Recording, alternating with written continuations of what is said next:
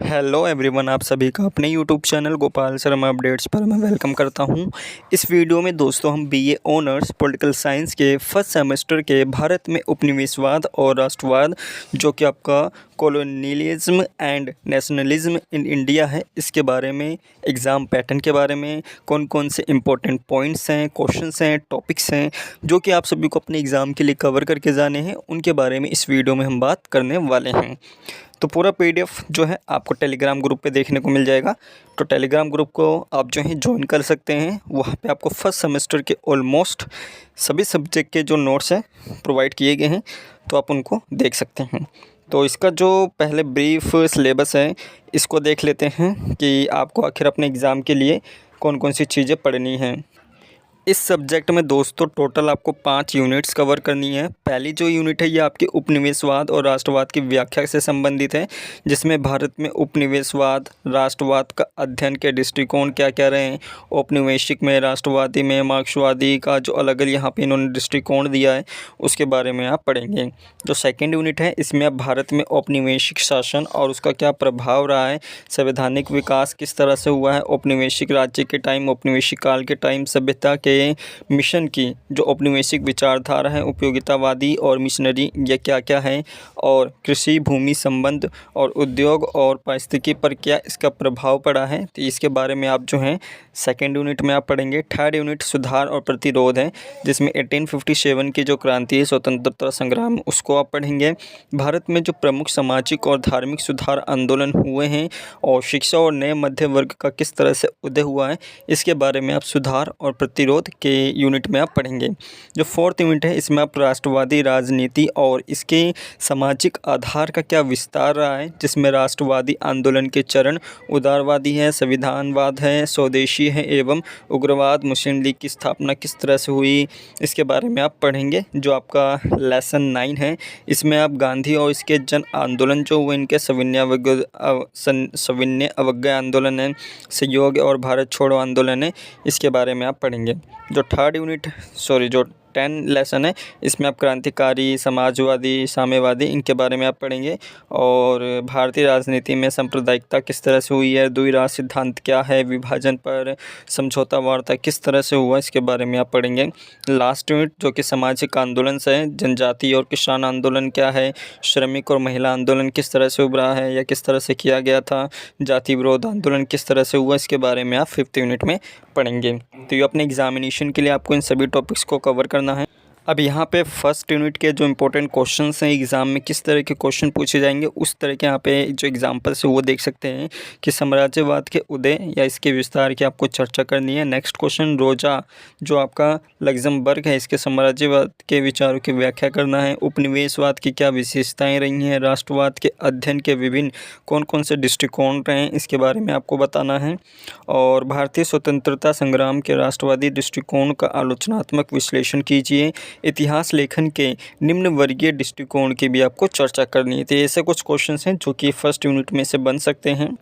Next unit के first जो lesson है जो कि आपका सेकंड लेसन होगा, इसके इंपॉर्टेंट क्वेश्चन देख सकते हैं कि भारत में संवैधानिक विकास की क्या प्रक्रिया रही है, इसका जो है आपको आलोचनात्मक समीक्षा करनी है। जिस तरह से इसका संवैधानिक विकास हुआ है, कई लोग कहते हैं कि हमारा जो संविधान है पूरा का पूरा कॉपी किया गया है, तो इसकी जो आलोचनात्मक है, क्रिटिसाइज़ करके आपको इसके बारे में आपको बताना है।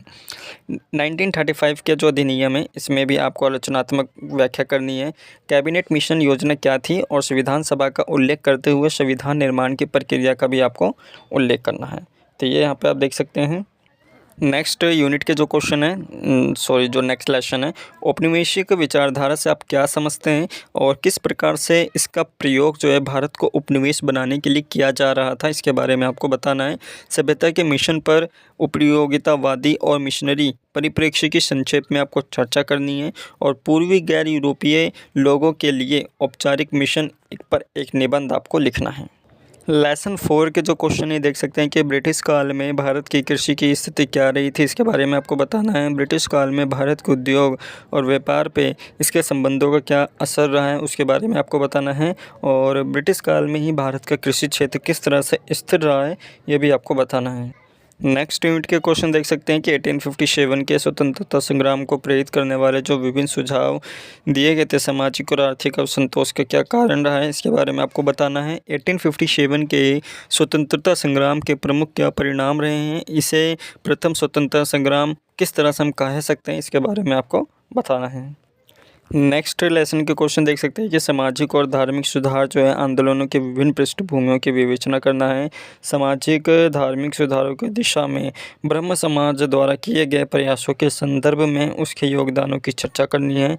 प्रार्थना समाज और आर्य समाज की तुलना करते हुए उनमें विद्यमान अंतर को भी स्पष्ट करना है। सामाजिक कुरीतियों के विरुद्ध जनता को जागृत करने में ये आंदोलन किस प्रकार से महत्वपूर्ण रहा है, इसको आपको एक्सप्लेन करना है। और जो आपका डेरोजियन है ये कौन थे और समाज सुधारक के रूप में इनकी क्या भूमिका रही है, ये भी आपको बताना है। सत्यशोधक समाज के योगदान की चर्चा करना है और रामकृष्ण मिशन का जो क्या प्रमुख तत्वज्ञान था वो भी यहाँ पे आपको बताना है। तो पूरा पीडीएफ आपको टेलीग्राम ग्रुप पे देखने को मिल जाएगा। बाकी ऐसे आपको क्वेश्चंस देख सकते हैं इसी पीडीएफ में। और अभी इसके जो इंपॉर्टेंट क्वेश्चंस के अलावा जो प्रीवियस ईयर के क्वेश्चन पेपर हैं उसको देख लेते हैं कि एग्ज़ाम में किस तरह के क्वेश्चन पूछे गए थे, एग्ज़ाम का लेवल क्या था।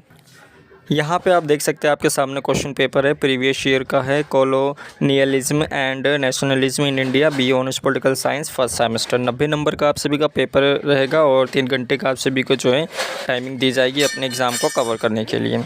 इसके अलावा यहाँ पे आपको इंस्ट्रक्शंस दिए गए हैं, जिन्हें आप पढ़ना चाहें पढ़ सकते हैं, कुछ नहीं दिया गया है। यहाँ पे आपको केवल 5 क्वेश्चन अटैम्प्ट करने हैं और हर एक क्वेश्चन जो इक्वल मार्क्स के रहेंगे। और क्वेश्चन पेपर के ऊपर राइट कॉर्नर में आपको जो अपना रोल नंबर लिख देना है और आपको जो है अपनी आंसर राइटिंग का जो मीडियम ऑफ राइटिंग होगी वो एक ही होनी चाहिए। या तो आप इंग्लिश में अपने आंसर लिख सकते हैं या फिर हिंदी में। ऐसा नहीं कर सकते कि आपने 1-2 क्वेश्चन के आंसर हिंदी में लिखे या फिर 1-2 क्वेश्चन के आंसर हिंदी में, पूरा एग्ज़ाम जो आपका कैंसिल कर दिया जाएगा, चेक नहीं किया जाएगा। अब यहाँ पे आप देख सकते हैं हिंदी में भी आपको दिया गया है। पहला क्वेश्चन जो कि पूछा गया है, राष्ट्रवाद से आपका क्या अभिप्राय है? भारत में राष्ट्रवाद के अध्ययन के उपाश्रित व राष्ट्रवादी उपागमों की विवेचना कीजिए। नेक्स्ट क्वेश्चन है जो कि शिक्षा पर ब्रिटिश औपनिवेशिक नीति के प्रभाव का क्या आलोचनात्मक विश्लेषण करना है, आपको बताना है। थर्ड देख सकते हैं कि आपको लगता है कि 19वीं सदी में जो सामाजिक धार्मिक सुधारों ने भारतीय राष्ट्रीय आंदोलन के विकास में क्या योगदान दिया है और भारत में सामाजिक धार्मिक सुधारों में ब्रह्म समाज और आर्य समाज के प्रमुख योगदानों का आपको मूल्यांकन करना है। क्वेश्चन नंबर 4 देख सकते हैं कि असहयोग आंदोलन जो कि भारत के स्वतंत्रता संग्राम में पहला जन आंदोलन साबित हुआ, इसके बारे में आपको बताना है। क्वेश्चन नंबर 5 देख सकते हैं कि 1935 के भारतीय अधिनियम की प्रमुख विशेषताओं की आपको व्याख्या करनी है और भारत के संविधान के विकास में इसकी क्या भूमिका रही है, क्या महत्व रहा है, उसका भी आपको मूल्यांकन करना है। क्वेश्चन नंबर 6 देख सकते हैं कि भारत के स्वतंत्रता संग्राम में अतिवादी राजनीति की नीतियों, रणनीतियों और प्रभावों का परीक्षण कीजिए। क्या आपको लगता है कि इसने भारतीय राष्ट्रीय आंदोलन को क्रांतिकारी बना दिया था या नहीं, इसके बारे में आपको बताना है। क्वेश्चन नंबर 7 जो कि देख सकते हैं, भारत के राष्ट्रवाद स्वतंत्रता संग्राम में ब्राह्मणवाद है विरोधी आंदोलन की भूमिका और महत्व का आलोचनात्मक मूल्यांकन करना है।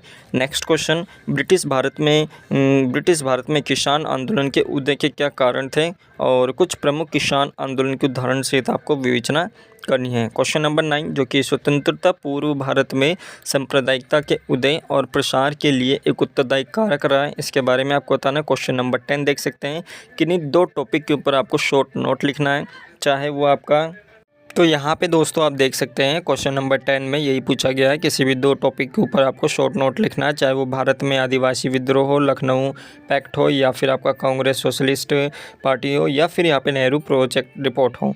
तो ये यहाँ पे प्रीवियस ईयर क्वेश्चन पेपर था जो कि आपको दिखा दिया गया है और एग्ज़ाम में किस तरह के क्वेश्चन पूछे जाते हैं, एग्ज़ाम का लेवल क्या रहता है, ये यहाँ पर आपने देख लिया है। एग्ज़ाम में टाइमिंग कितनी मिलेगी, सारी चीज़ें यहाँ पर आपको बता दी गई हैं। कुछ चीज़ें हैं जो कि आपको ध्यान में रखनी है। अगर आप अपने एग्ज़ाम सेंटर पर पहुंचते हैं और आपने अगर अटेंडेंस शीट पे अपने सिग्नेचर या साइन नहीं किए तो इसमें फिर आपकी गलती रहेगी और आपको फिर जो है एब्सेंट या फिर उस सब्जेक्ट में फ़ेल कर दिया जा सकता है।